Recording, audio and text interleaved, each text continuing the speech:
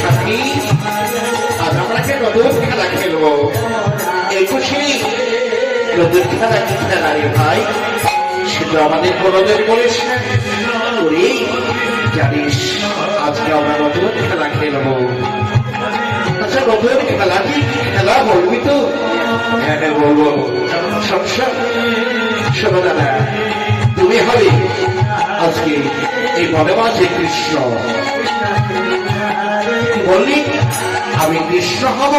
হ্যাঁ হ্যাঁ হ্যাঁ, তুই কৃষ্ণ হবি। আমরা সবাই মিলে তোকে কৃষ্ণ সাজিয়ে দেব।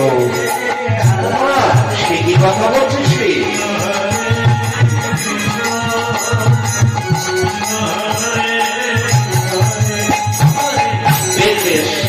তোর মনের আশা যদি হয় কৃষ্ণ সাজবে, খেলা যদি ভালো হয় আমি আজকে কৃষ্ণ সাজবো। বেশ, ওই বাসটি আমার হাতে তুলে দিই, আমি বিভক্ত হয়ে একবার দাঁড়াই।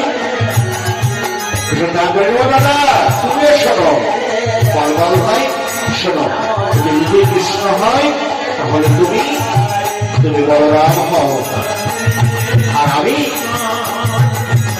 কি হব?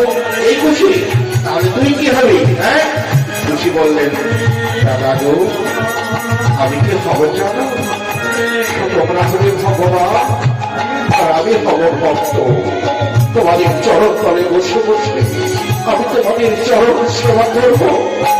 ডেকে ডেকে আমার অনাদিয়াদি গোবিন্দকে ডাকবো।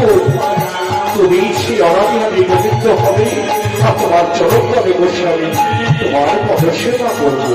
বাহ বাড়ি খুশি, বা বেশ বেশ, তাই হবে খুশি, তাই হবে।